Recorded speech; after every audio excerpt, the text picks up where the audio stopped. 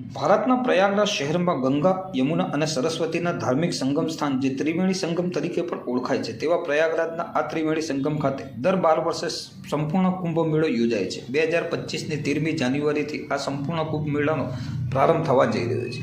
ત્યારે ભારતીય સંસ્કૃતિની ઐતિહાસિક ઓળખ એવા કુંભ મેળામાં થતી ગંગા આરતીનો કેટલો મહિમા છે, ધાર્મિક રીતે તેનું શું મહત્વ છે, ગંગા આરતીનો ઉપદેશ, તેનો સંદેશ જન જન સુધી પહોંચે તેમજ ભારતીય સંસ્કૃતિ જીવત રહે તેવા ઉમદા હેતુથી અંકલેશ્વર જીઆઈડીસીમાં રહેતી મહિલા રાજુલાબેન મયુર બ્રહ્મભટ્ટે એક મુહિમ ઉપાડી છે, જેને લઈ તેઓએ ગંગા આરતીની રંગોળી બનાવી છે। તેઓને આ રંગોળી તૈયાર કરવામાં 6 દિવસથી પણ વધુનો સમય લાગ્યો હતો।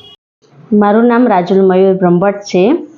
આ ગંગા આરતીની રંગોળી મેં આજે 13 જાન્યુઆરીએ જે કુંભ મેળાની જે શરૂઆત થઈ છે એના ઉપદેશ માટે, જે ભારતીય સંસ્કૃતિ જે આપણી છે તે ઘરે ઘરે પહોંચાડવા માટે આ રંગોળીનો મેં બનાવી છે કે આપણા બધા સુધી ગંગા આરતીનો ઉપદેશ બધાના ઘરે ઘરે સુધી પહોંચે। આ રંગોળી બનાવતા મને 6 દિવસનો સમય લાગ્યો છે અને તેના કરતાં થોડોક સમય એમ એક્સ્ટ્રા પણ લાગ્યો છે।